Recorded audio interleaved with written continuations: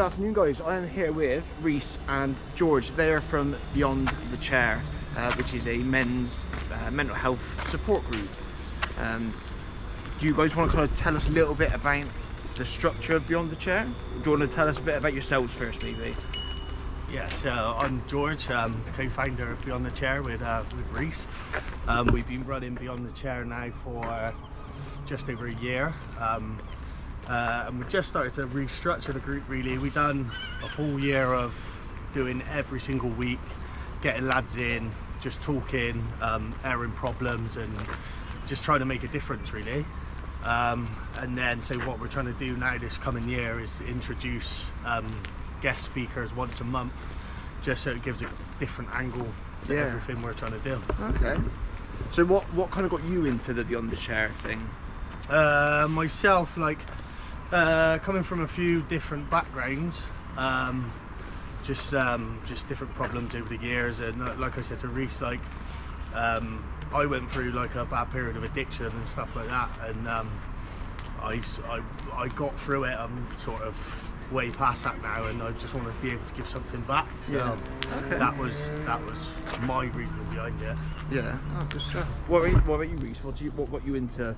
So kind of like the mental health space in general. I've always kind of felt slightly different to people when I was younger at school and stuff. I was always really disruptive, really kind of the kid in the class that was always messing around, getting chucked out, whatever. And then I lost my old man when I was 17, and I think from being in a space where you're in your own head quite a bit anyway, and you can't quite find your feet, and then you lose your father figure quite young, that was quite disruptive for me. And obviously then it's quite hard, isn't it, transition at that age at 17, transitioning from boy to man, then losing your father figure. My dad was literally my best mate, we did everything together, so that was real difficult.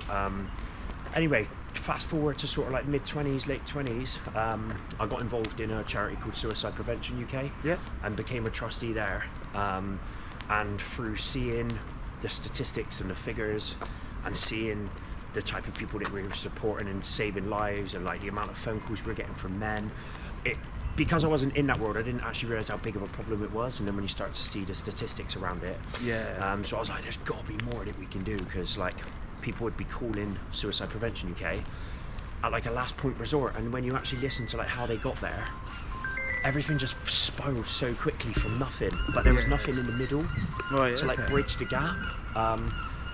So anyway, cut a long story short, I'm then in the barber chair with George, because George is my barber, so he's been cutting my hair since I was 15. Yeah, long time. I'm showing my age now. I'm 30 this week. 30? I wish I was 30. No, still. sorry, 31 this week. week. Wow. I wish I was 31. Kind of lying on camera.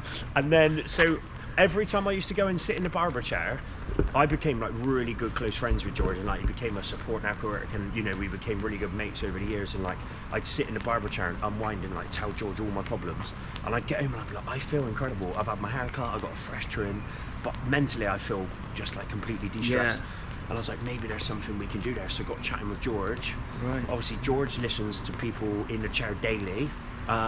So yeah, we kind of extended that concept, and that's where Beyond the Chair came from, really. So it's beyond the barber chair type thing. That's it. Exactly, taking that conversation beyond, because your haircut finishes and you go home and you're back with your problems. Yeah. But we create that additional Beyond the Chair space, so yeah.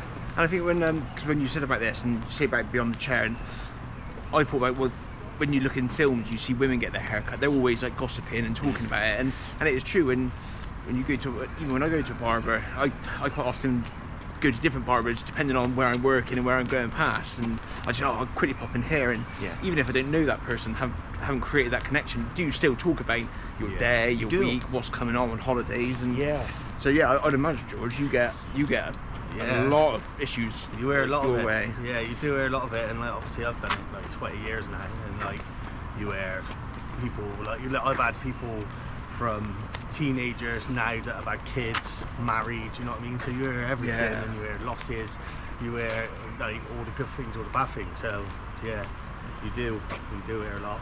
Yeah, it's I suppose I had it when I did a bit of PT for a few years, and I could always remember when I started, the manager of the gym just said, just a little warning, is you will become a therapist, because some people pay for you to PT them or get a haircut, and all of a sudden you're listening to problems and you almost feel like you need to like reply with like an answer sometimes, don't you? Something's happened, you're like, oh, have you ever tried this? And you become that voice of reasoning, and then people rely on you. And what's good is, and again, from my experience doing the PT side of things, was people then trusted you, and when they trust you, they feel like they can open up more. And I think it is good is when you've got people like yourselves who can open up to, then they create a group, a talk club that you can go to and answer. Then it must make them feel a little bit more kind of relaxed and easier to open up. Absolutely. I found like for being the client, you know, like you sit in that barber chair and it is a safe space. Like there used to be times where I'd get home and like, don't get me wrong, like my closest and best mates, I can speak to them about anything whenever I want. You know, I've not got that group of boy lads that like rinse each other for banter. Like my lot are like really open, talkative, supportive bunch of lads, which is great. But some lads don't get that. Like some lads are in that laddish environment, and they do struggle to talk about stuff. But yeah, I used to find I'd come home and I'd be like, God, I've told George more in that barber chair than anyone knows about anything. You know, and like when George was going through some of his stuff, we used to go to a group together. And just through going to the group together and building that connection, like you are right, it's just that barber chair is such a safe space. And that's kind of like how it then just kind of unraveled and spiraled for us. We were like, this is such a great concept. And then the name came with it, then the concept of the group. It took like a good year of hard, consistent planning and really thinking about how we run the session, like what we want to get from the session, because anyone can just like chuck a talk group on, you know, and say, right, let's get a load of lads in a room to talk. But that's the biggest problem. And secondly, how do you start the conversation? How do you get them to talk? Like, you have to really tap into like the psychology of it a little bit as well, right? So it wasn't just something that grew overnight for us. Like we had to plan for a good solid year to really get the group to where we needed it to be before we started it, because we didn't want to start it and it just flop. You know, you need to have that kind of structure behind it. And I think like when you're so passionate about something and you're going to dedicate every single week to something, you need it to be what you need it to be. Because if you go at it half-arsed and it flops, you're just going to lose your desire to want to keep going, aren't you? So, and it's got to work for you guys as well, isn't it? So it's all right working for the end user, but if it doesn't work for you two as a kind of creator and exactly that. So are you going? Are you changing up how you're doing the talks now, or is it still based on the same kind of? You're not doing it every week now, George said. So. Do you want to explain that bit, George? What we went through into, or? So now instead of, because we were sort of running groups every week and we were just doing sort of an open discussion and people would come and anyone wanted to talk they could. Whereas now we're going to base it on one guest speaker a month, and it's going to be sort of aimed at that guest speaker. They're going to give their talk on whatever experience or whatever they want to share. And then we can go off, and if the guys in the group relate to it, they can sort of share their experiences and what they relate with that talk. So I think it would just give different angles on different topics, really. No, it sounds like a good idea, because I'd imagine if you two guys are kind of hosting it every week and you're talking about kind of your stories kind of every week, if the same people are coming in, they're probably going, oh well, we've heard about your problems before, we've heard about. So I suppose if you've got somebody new coming in, it's quite exciting for that's it. Those people to be like, oh, there is somebody else. It's not just Rhys and George that have issues and me. It's now this guy who's coming in and these people. And it's interesting you say that, actually, because well, that's not really something I thought about, to be honest, and you may have, George, but it's interesting you say that, actually, because when you do create a group and it is weekly, you do get a consistent a bunch of people that come. So you're kind of covering whatever's happened in the previous week, or you pick up from where you were 2 weeks ago. But the stuff that you talk about tends to become quite familiar to everybody, and then so I think going to that monthly talk group and having people come in and talk about a particular topic or their particular past adds such a different dynamic, and like you'll be surprised the amount of blokes in the room that all relate to something in that talk. Absolutely. You know, I've had so many people kind of come to the group and be like, they think it's an individual problem, and everyone in the group's like, no way, we all go through the same stuff as men, which is crazy. It is. But we are just quite basic by nature, aren't we really blokes? Yeah, and it is so funny that because the amount of people I speak to like this year doing these 5Ks every day, I am not just running, I am talking and chatting to men and women, and the men who I do run with, I've had 2 people who I don't know, and they wanted to come to me to run with me and walk with me to find out what was going on in my life, to see if they are similar to me and have the same kind of issues. And when you're chatting to them and I opened up and say, oh, this is what happened with me, and they're like, oh, actually, yeah, something similar. That's kind of why I feel a bit down sometimes, and say, oh, well, like, I'm not alone. You're not alone.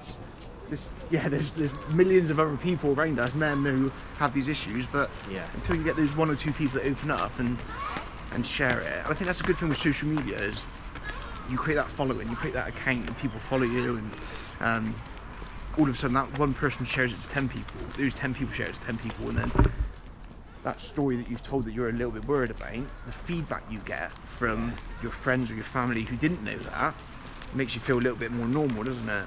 Yeah, it does. But I think that's part of what we're trying to do, right? Is like normalise conversation. Like, I'm a firm believer in it. You know, everybody on this earth carries such strength behind like the stories and the lives that they've lived. And there's so much power in that knowledge. Yeah. And if we can share that through conversation, and in addition to that, help men's mental health and like help save lives, like what a powerful thing. Yeah. Because there's like we say it all the time. Like there's stuff that comes out in the group, and I'm like, it blows my mind. And I implement that into my weeks and into my days, and progressively over time, I've become much more structured. I've become much more resilient. Just there's so much that I take away from it. Not just listening to people's problems. It's just so empowering. Like, last year I learned so much just from going to the group every week, from how to deal with things. It changed a lot of things for me, I'm not gonna lie. Because other people have different ways of dealing with stuff, don't they? And, I get quite, because of what I've done the last like 6-7 years, the amount of people who feel that, and whether you get this as well, because of what you do, but they feel that you've conquered your mental health issues. Like, you know exactly what you're doing. Tell me how to get over this. And I know for me, like, I constantly struggle with my mental health, but instead of, I don't think there's really a cure, but there's ways that you can like just control it. You're never going to get away from those issues, but when you find those triggers that set you off, and when you speak to somebody else, you'll be like, oh, have you ever tried this? Like, oh, actually, that makes sense. Yeah. It's sharing those coping mechanisms, isn't it? Like, I was diagnosed in the last sort of 2 years with hyperactive ADHD, and because of my ADHD, it's all based on an irregularity of dopamine, basically. So some days you get way too much, other days you don't get enough, and that can be really poor on your mood. So that's all about growth and the journey and finding what your triggers are and your coping mechanisms. But you know, unless people actually bring those to you, or you actively go and seek them, you don't know what they are. So by people talking like, oh, in the group, someone says, you know, every week I journal, and it sounds like such a simple concept, but it's been life-changing for them. And I personally, I would never really have thought about journaling. No, and a lot of people would swear about it. So it's mega sort of the stuff that you learn.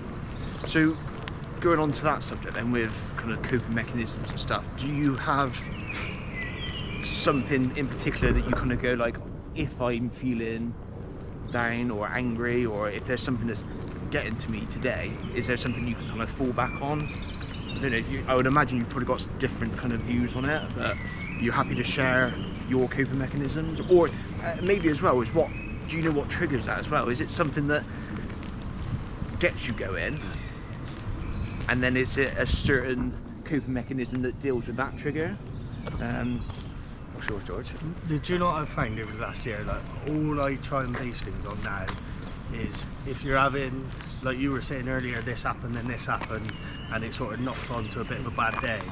I feel like if your head's in that negative space from that one bad thing, everything else in that day is going to be negative. And all I try and do now, if something bad happens, like say for example, you can't go to the gym that morning, it wasn't meant to be, and that's how it is, and you've just got to go with the flow of it. And that's what I try and do now. Is it's like because it's for me, if I couldn't go to the gym that morning, fuming, and then that'd have a bad effect for my rest of the day. Whereas the way I think about it now, if I can't go to the gym that morning, I wouldn't meant to go. And that's it. End off. Okay. And then I go on from there. So you can kind of you've learned to like reset your thoughts by just kind of going, okay, Yeah. whatever was meant to be.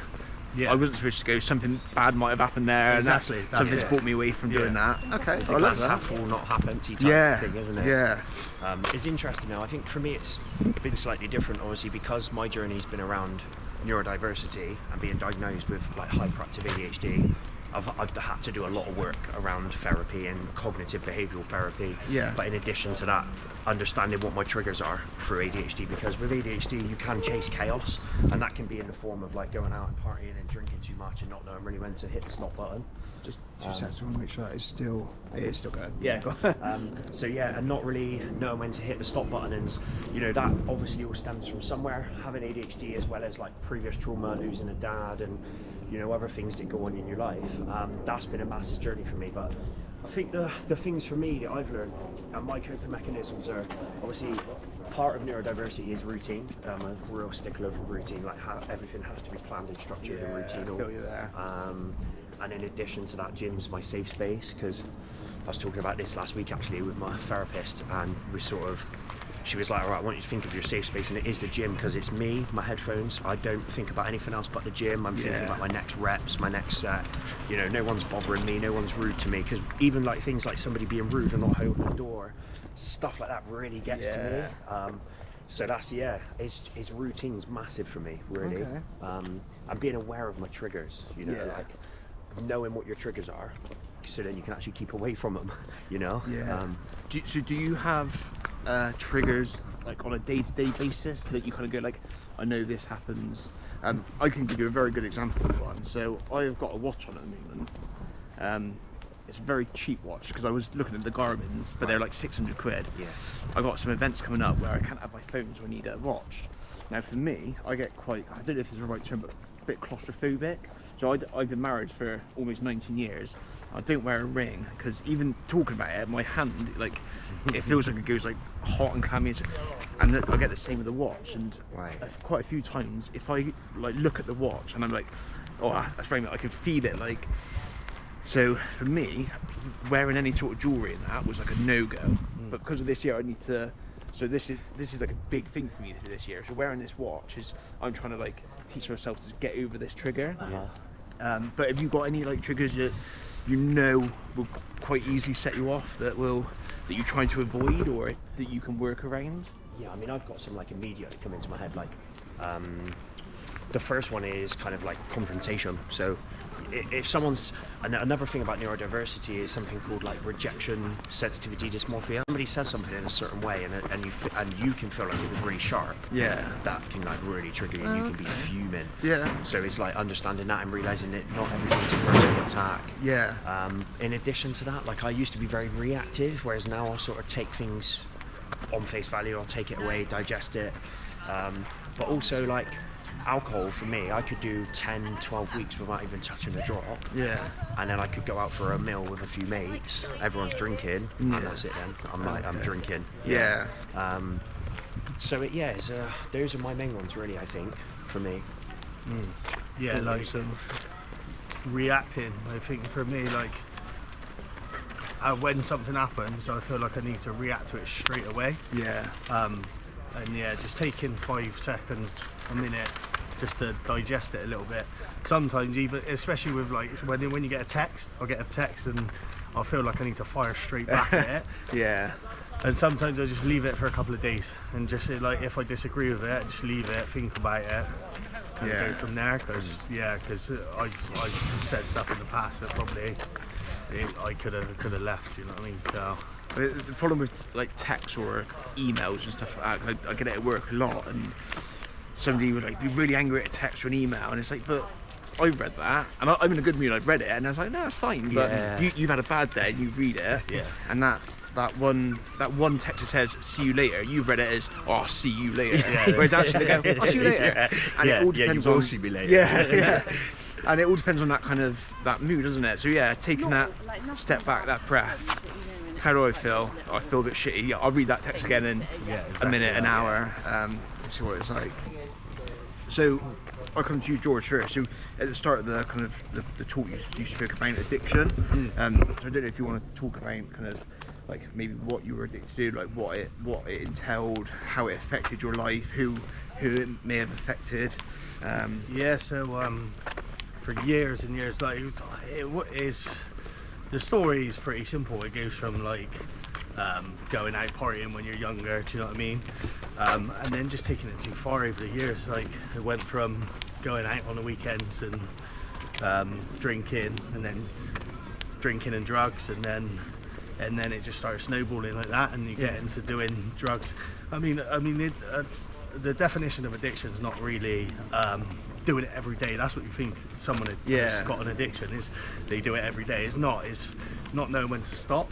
Right. Okay. And that was my problem. And so when you would go out with your mates on the weekend, and then I was finding myself on my own 3 or 4 days later, do you know what I mean? Still going. Oh, okay. And like it, obviously from then, like you say, it affects everyone. It affects your family, people worried about you. Yeah.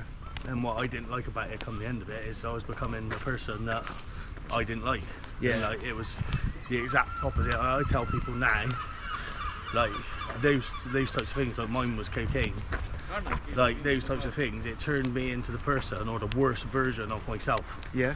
And at the time, your priorities all go out the window. Your family, kids, everything goes out the window. Yeah. So yeah, it got to a point where I just took it upon myself that I went to a group called Cocaine Anonymous, and I went there for a good year and a half. Right.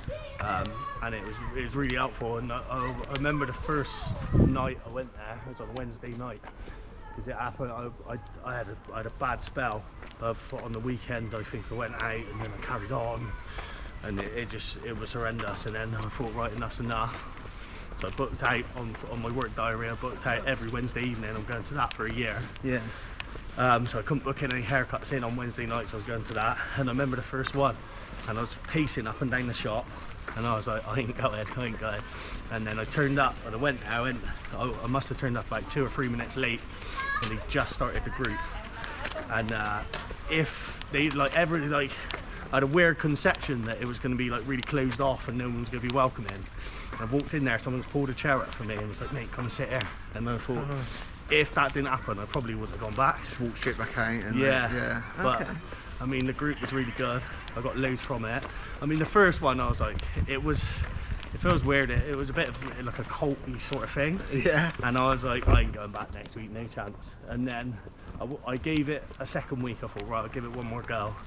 And I went back the second week, and I got chatting to a bloke there.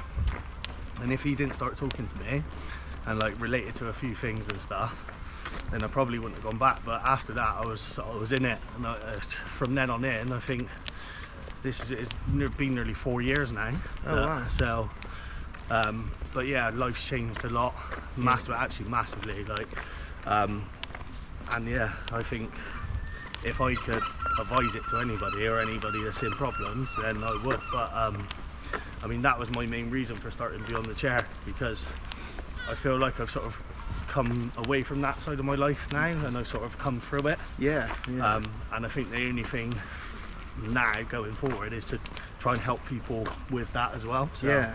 And I love the fact that you went to this kind of talk group, and it helped you so much that you know that this can help other people. Yeah. So it's not like maybe this will help you. You know that it will help you because you've been through it. But like with Beyond the Chair, I think when me and Rhys sat down and planned it and stuff, it was because these types of groups, they're very good, but they're for the very extreme. Yeah. There was heroin addicts, crack addicts. Right. Do you know what I mean? Which sometimes is not as relatable for people that like lads our age, or maybe you just go out on the weekend and take it too far a little bit. Yeah. So that was my reasoning behind starting the group, was to maybe for lads to come to something midweek, because we used to do it, or we do it on a Wednesday. Yeah. Come to something midweek, just hold yourself accountable.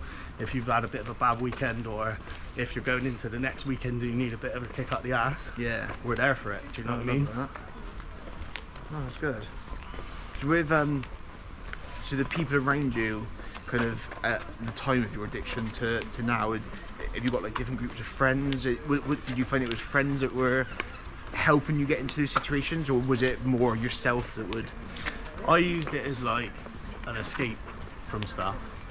But at the same time, yeah, like you say, like I had mates then that they ain't your real mates, do you know what I mean? Yeah. They're your mates because they want to party with you. Yeah. But when you're stuck on your own and you need help and you're stuck in a hole doing loads of drugs, people, they ain't there to pick you back up. They're gone. They've had their fun and they'll leave you. Yeah. Okay. Whereas, yeah, now you find out who your real mates are, do you know what I mean? Yeah, absolutely. The sad thing is you got to go through those hard times and hopefully get out of it to work that out. That's it, yeah, you learn loads from it. I've learned loads and loads from it, but yeah, you did, like, that's the struggle in it, and no one else except yourself. I think that's the first thing you do in Cocaine Anonymous, is that you have to admit that you've got a problem. Yeah. So you've got to pick yourself up out of it yourself. No one can do it for you. No. Did you find that easy, saying, oh, you've got the problem, it's me and it's not somebody else's, or did you find that quite difficult? I think by taking yourself to the group initially, or taking myself to the group initially, that was you saying, right, and that's enough, you have got a problem. Yeah. But before, I tried loads of different things, like, oh yeah, I'll just go this week without it, I'll just go next week without it, and then like, I could go like a month, and I always get to about 4 weeks, 3-4 weeks, I think I've done well, like, do you know what I mean? And then you fuck it up again. Yeah. So I'll treat myself. Yeah, exactly. Yeah, okay. And then you convince yourself, oh, I do, because I've gone this long, I'll only do a little bit. Yeah. And it's never a little bit, it always turns into more. Yeah. Yeah, it must be hard to get over that. Oh, I mean, fair play that you went to that's got to be the hardest thing, is going to, and probably similar to the mental health things, is where you probably feel like there's not really an issue. To first go to one of these clubs, one of these talk groups, must be difficult. Do you find that with people who come to your talk groups, they're a little bit like standoffish at first? Yeah, definitely. Yeah. I think we always tell people in the group, we say, you come along and you can just listen. Yeah. You don't have to say anything if you don't want to. And normally most people in it that have come and we don't know them and they're a new person to the group, yeah, normally they come and say, they'll introduce themselves and they'll be like, do you know what, I wasn't going to say anything tonight, I was just going to come and listen, and they're the ones that they go right off on one. And it's good because they needed it. Yeah. It's class. The amount of times we sit and smile at each other, and it's like, this is doing the thing we wanted it to do. I bet it does feel really like good. Oh mate, like, because that's the biggest problem with men's mental health, is getting men talking. So the concept of having a guest speaker, which we'll obviously get onto, is to show other men in that room that, like, oh, he can sit in that chair and talk to me about all of his problems, I can do the same. It's setting the standard and leading the pathway for people to feel safe to talk. Yeah. And then by creating the safe space where that is all you do, it's even better. It's not around a pub table with a few of you like off your heads and a couple of people pissed, and then the next day having beer fair thinking, crap, what was I talking about? Yeah. It's like genuine, raw, authentic conversation with another group of lads that are in the same space because they want to talk about that stuff and they want to support you. And yeah, it's interesting, but yeah, you do get people come in, they're dead silent, and at the end they're like, wow, I feel amazing. Yeah. And yeah, you couldn't stop them, and that's amazing. Like, That's brilliant. So moving on to you, Rhys, then. So you lost your dad at 17? Yeah. So I mean, I had issues with my dad a couple of years ago, and I thought I was going to lose him. Now I'm 36 at the time, or maybe 35 at the time, and even that then was like getting older. That was hard for me to take, and that knocked me back quite a bit. Thankfully, I kind of had family and friends around me to help through it. But at 17, like you said earlier, you're stepping into that realm of becoming your own man, your own person, an adult, and that father figure that you would always look up to is now gone. How did you find that? It must have been tough. It's a whirlwind, mate. Like, all I remember as a kid and my whole childhood and growing up was everything was with my dad, and he was the one person that, like, every day would make sure that I was okay and would check in, and he was the one person that would always be like, I'm so proud, you know, and that was all I really remember. We did everything together, fishing, you know, weekends, like trips in the car. There's like certain music that he used to play that always takes me back to those times. Yeah. And then yeah, we came back off holiday when I was like just turning 17. I was in college. I'd sort of just got my first like full-time job as well, so my dad was, you know, like was buzzing. I was doing the one thing that I always kind of thought I would do, which was train to be a professional chef. And then we came back off holiday and he had a mole go funny on his hand. Anyway, cut a long story short, that progressed. It was skin cancer, and then that progressed, and literally within a period of 5 months from the point of being diagnosed with cancer to like literally dying at home. It was really, really rapid. So a big shock. And obviously at 17, there's so much going on. Yeah. You know, like you're trying to build a career.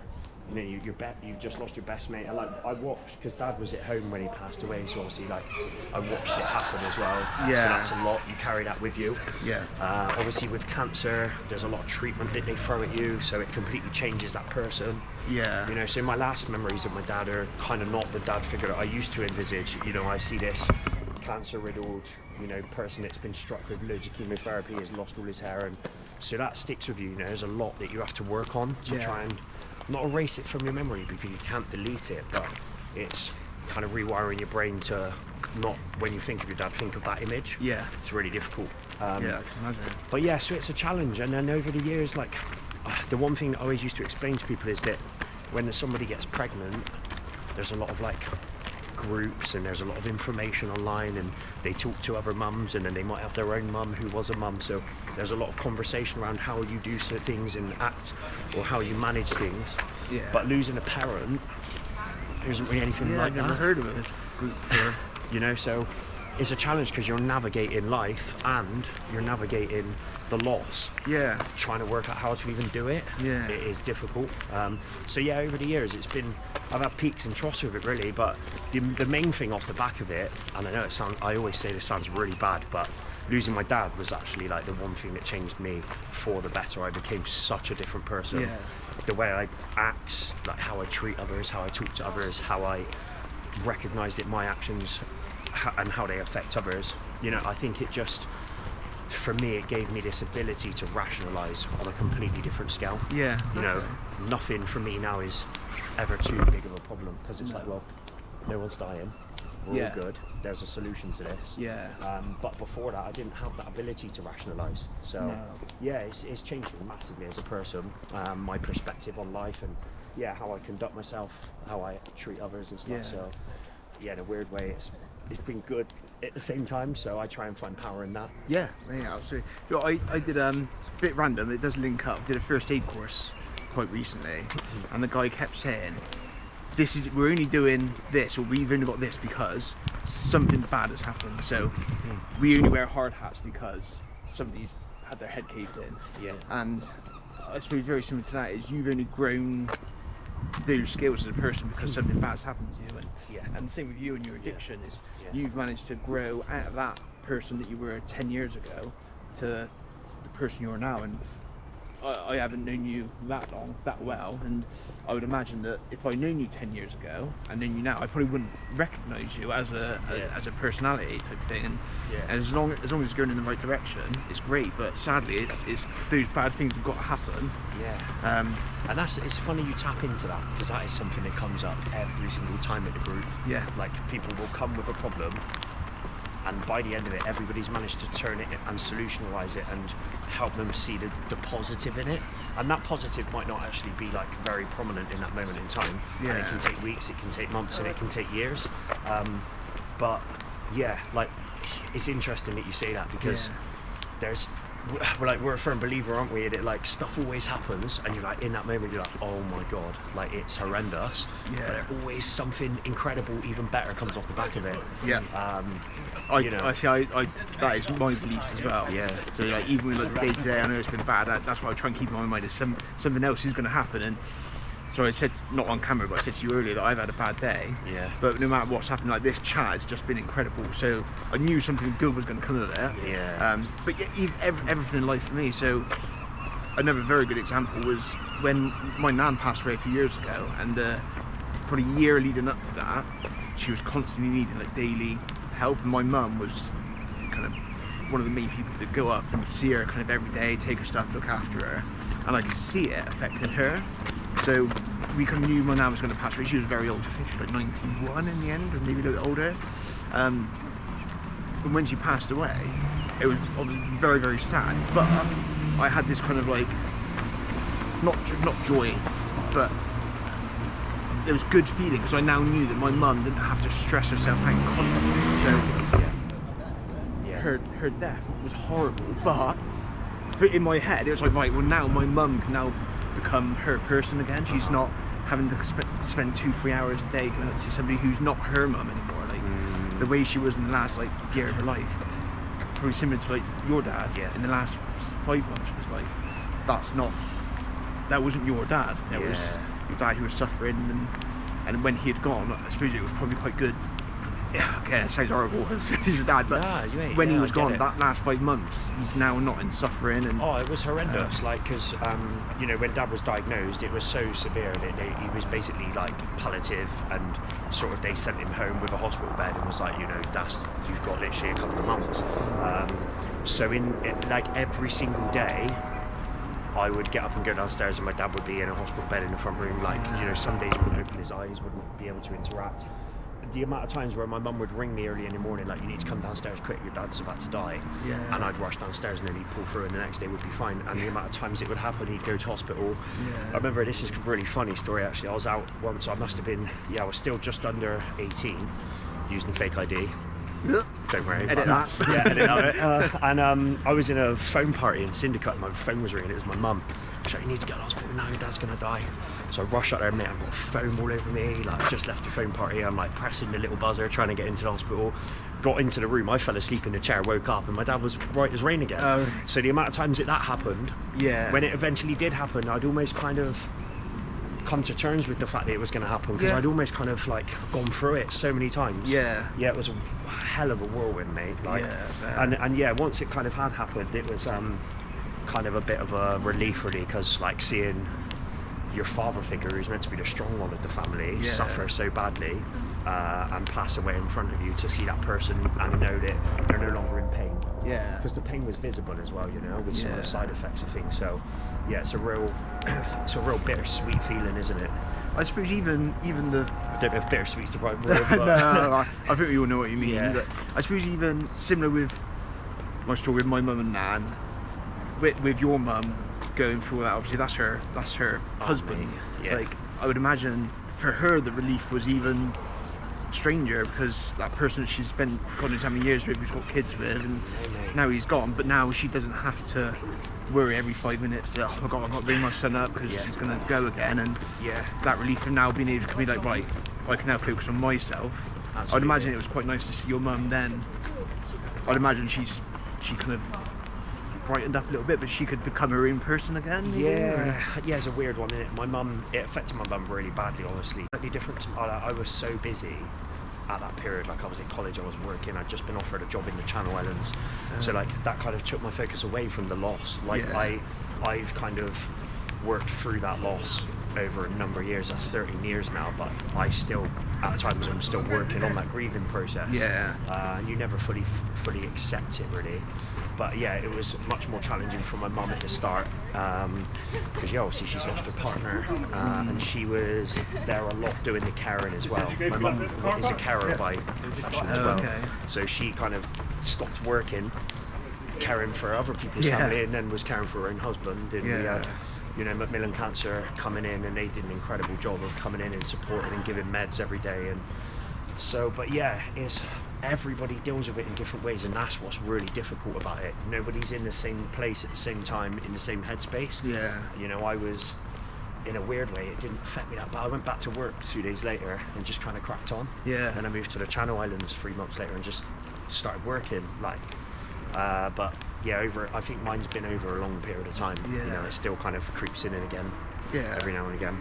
Because for me it's challenging, because like I've got my whole rest of my life ahead of me without my dad, which is a challenge, you know, because when I think about having kids, becoming a father myself, that brings up quite a lot of emotion. Because I'm then going to go on to be the father figure that I lost so early, because he was only 46, so he's quite young. So he is young, so you know, and then getting married, my dad won't beat, you know, all that stuff.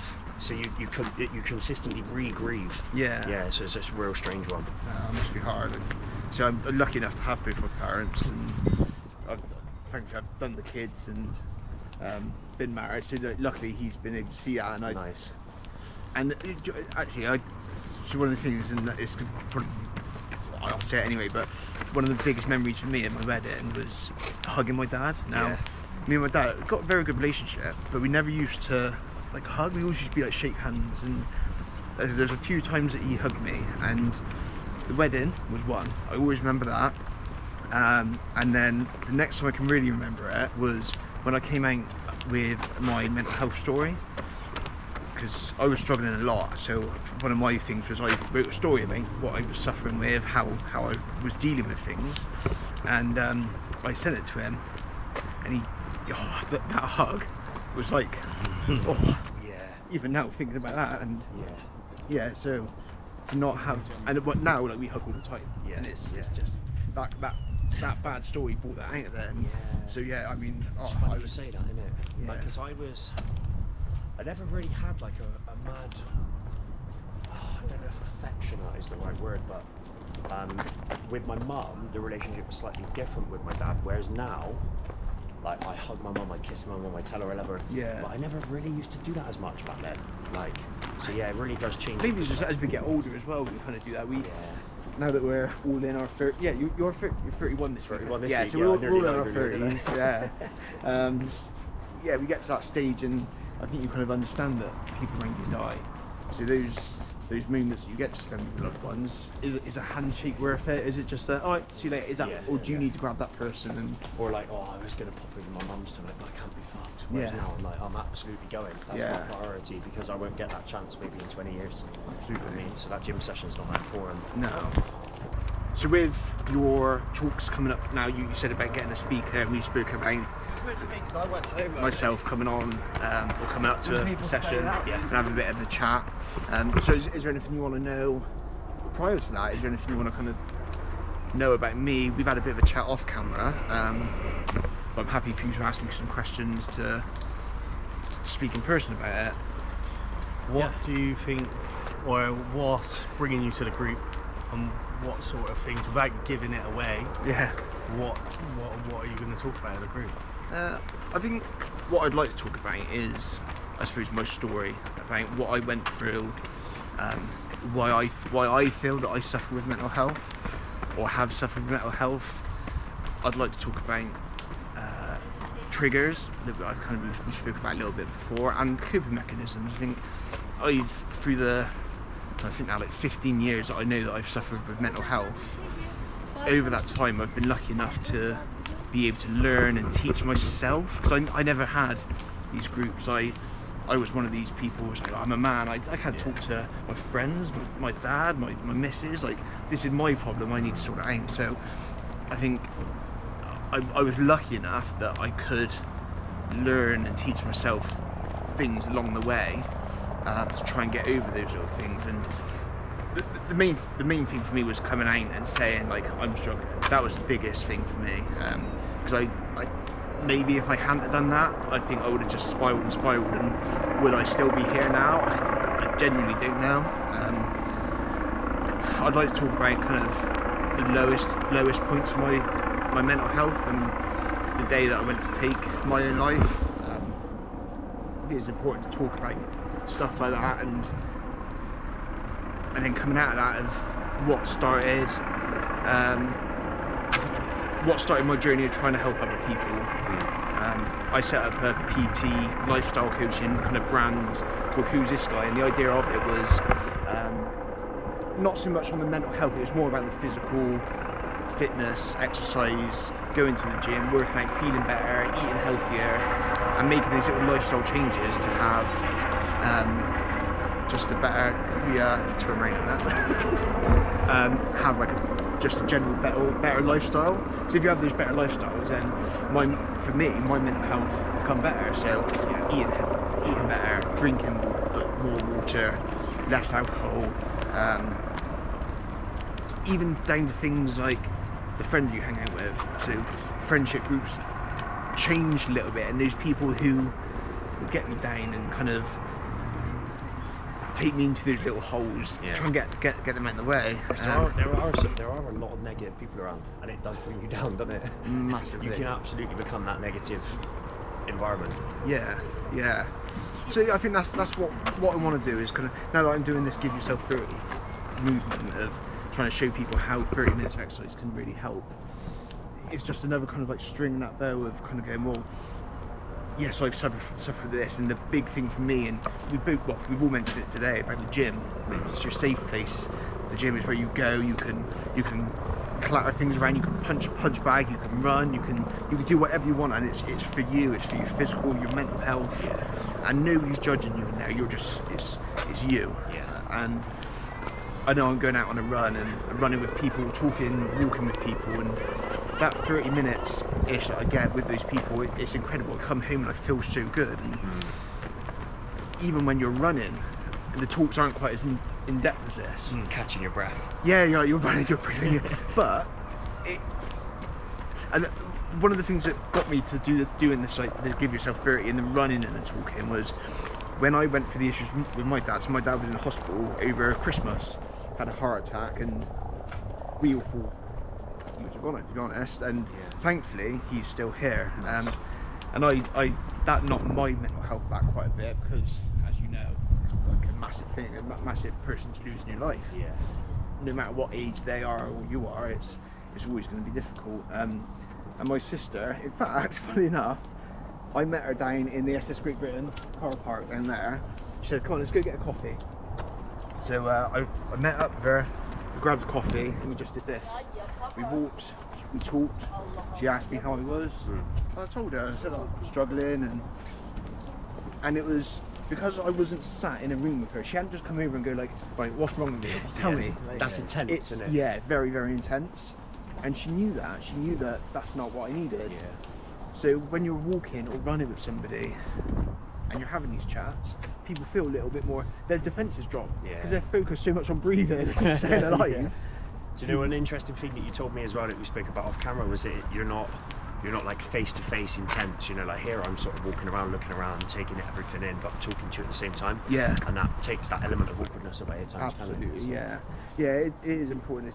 It's feeling safe, and it sounds like you've created your talk route to be a very safe place, and that comes through being in a good location, being the type of people being welcoming, and it sounds like what you've got is something that would benefit me if I was still in that kind of situation. I think back in the day, before I had kind of come out about my story, if I had heard about this, it probably would have been something I would have gone to and been like, let's give it a go, like you did with your kind of addiction, is let's give it a go. And I'm sure there would have been weeks where I'd have been like, oh, maybe not. But it does sound like something that would have benefited me, and if I can bring other people from my kind of circles into this environment, and that can help them out from a different point of view. So everything I do is about the exercise and fitness, whereas you guys are being that safe space to just go, just come and talk, tell us about your issues. And it's good that you've reached out as well, because I think the concept of kind of what you do and why you do what you do, and included in what we do, you know, being able to come along and do that talk and show people that it's okay to not be okay, and, you know, show people that we all go through something similar. It helps massively. So yeah, really looking forward to it, mate. Yeah, it'll be good. And so we got a date for that? Is it the first? Yeah, it's the first week of May, isn't it? I think it's the 6th. It's the first Wednesday in May. We've got you lined up for. Good stuff. Well, I look forward to it. So I'll see you guys on the 6th of May. I'll see you guys on the 6th of May as well. Nice one. Nice one. Take Thank you very much, mate. Thank you. Nice one.